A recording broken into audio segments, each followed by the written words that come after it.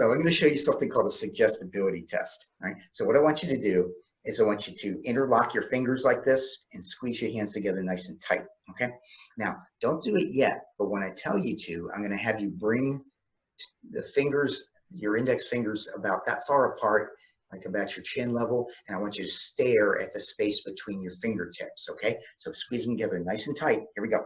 1, 2, 3. Look at me. 1, 2, 3. Magnets. It's as if there are magnets in those fingertips. As you stare at those fingertips, they're getting closer and closer and closer together. The magnets are very powerful and they're attracted. That's right. They're attracted to one another and they keep getting closer and closer. As you watch that space, they're getting closer and closer and they're going to touch and they want to touch and closer and closer. And now they squeeze together tighter and tighter and tighter.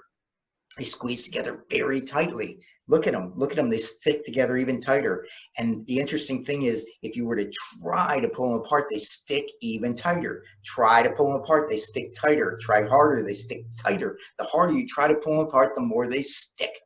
Try to pull them apart and they stick. They want to stick. All right. Now, in a moment, I snap my fingers, and when I do, they come apart. Okay, they come apart now. Okay, good. All right. So that's good. You did well. You did well on that test.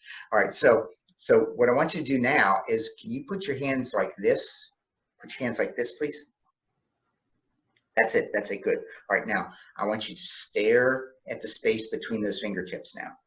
And as I talk to you, it's like the magnets are there again, and they're getting closer and closer, and they're being drawn together because his fingertips want to touch. That's right. Those magnets are very powerful, and as you stare at that space between the fingertips, they just get more powerful, and they're attracted to one another, and they just get closer and closer. And you're not doing it. They're doing it all by themselves. And as you watch that space between the fingertips, they're getting closer and closer and closer together. That's right. As you watch that, the magnets are super powerful now, 10 times more powerful, and they're being close. That's right. And they stick and they stick. And now they press together. They press together tightly. That's right. As you stare at the fingertips, they press together tightly. And if you were to try to pull them apart, they stick even tighter. The harder you try to pull them apart, the more they stick. Now, to get them apart, what you need to do is you need to touch them to your forehead. And when you touch them to your forehead, you go back into hypnosis. There you go. That's right. And go back into hypnosis. That's right. And let them drop. That's right. And your hands drop and you go deeper into hypnosis. And the deeper you go, the better you feel. That's right. And the better you feel, the deeper you go. Good. I posted a video yesterday of me doing a Zoom session with a new person and walking through the finger magnet suggestibility test. Now, the finger magnets are very very useful in introducing hypnosis to people, and they make great convincers. They are great icebreakers to use when you're giving a talk to try and get new clients into your business. Anyway, extremely useful. And there are things you can do to make it more effective, to make you more effective. So I wanted to talk through it. I took some notes here, and it looks like there are about a dozen nuances to the finger magnets suggestibility tests that I wanted to talk over with you. Now, this first one is just for Zoom.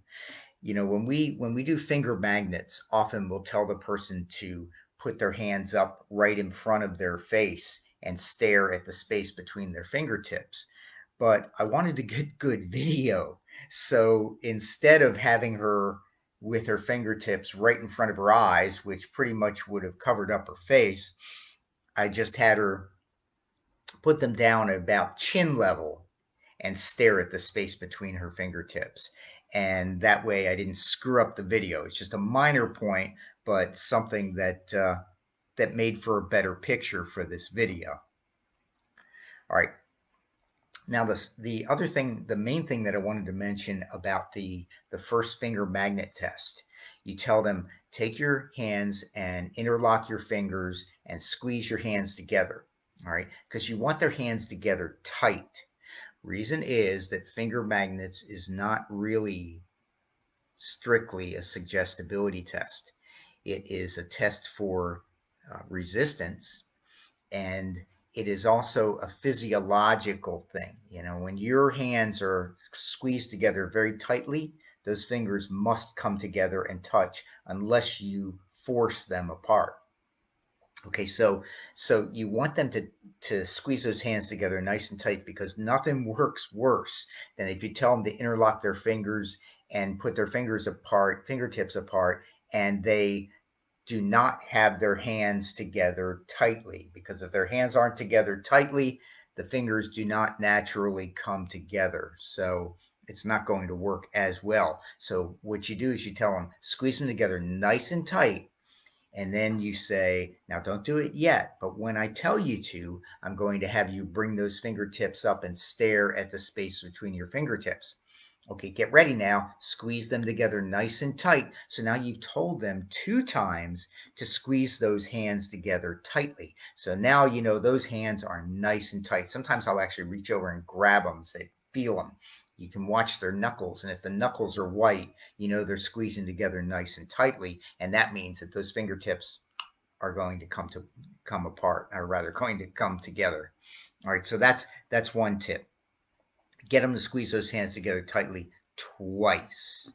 All right, now as you start with magnets and you describe the magnets and their fingertips that are they're drawing those fingertips together closer and closer, and you want them to stare at those fingertips. You want them focused on the fingertips. You don't want them looking around the room or looking at you. You want them focused on those fingertips, because what's going to happen is a person is going to go into trance.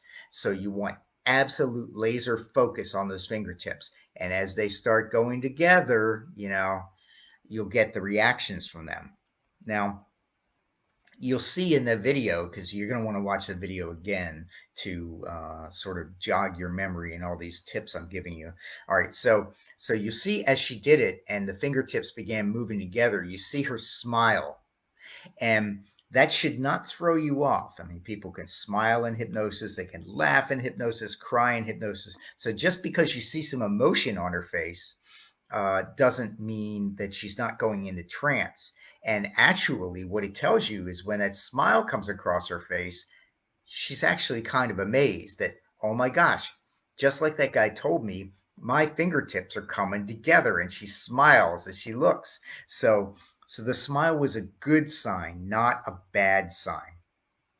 And even if they giggle a little bit, it's fine. Doesn't mean stick with it. If you hear the giggling or something like that, or you see the smile, don't get it in your mind that, no, this isn't working, and maybe I better give up and try something different with them. No, it's still working. Even though they smile, even though they giggle a little bit, it is working so long as they're focused on those fingertips. So don't be put off by that. All right.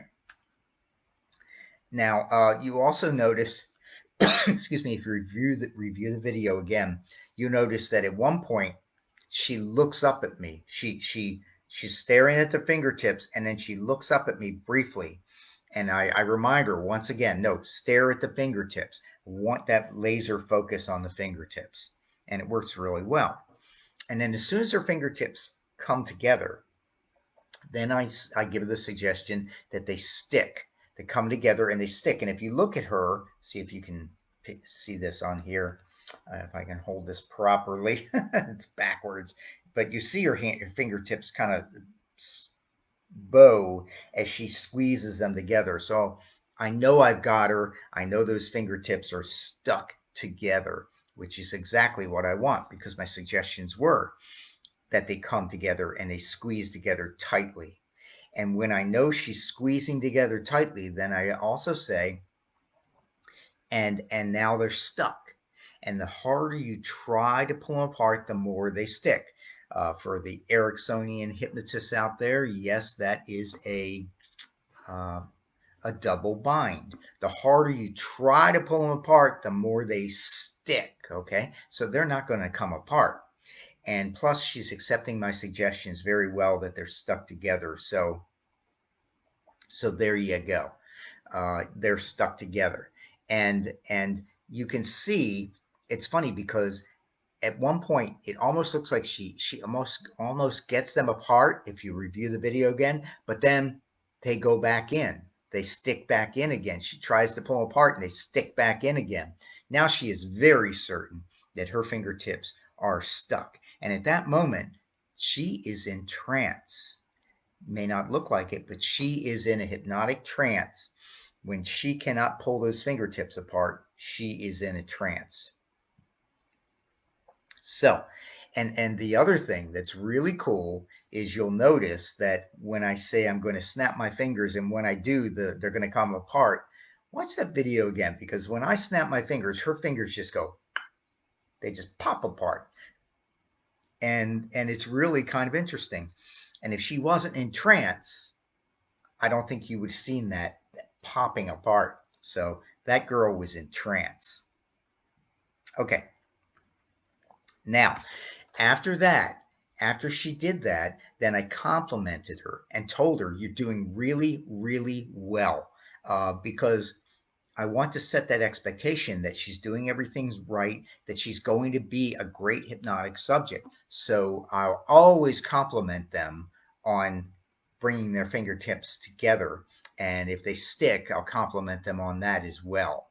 And we just want to build that expectation that yes, I'm doing it right, and yes, I am probably a great hypnotic subject. And if they think they have the expectation that they're going to be a great hypnotic subject, likely they are. All right. Now,